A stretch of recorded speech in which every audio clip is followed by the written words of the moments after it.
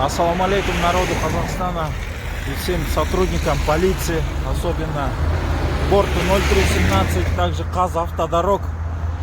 Все содействия помогли мне в течение 6 суток.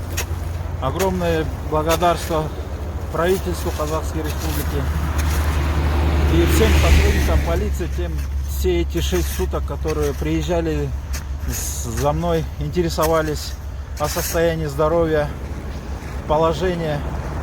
И сегодня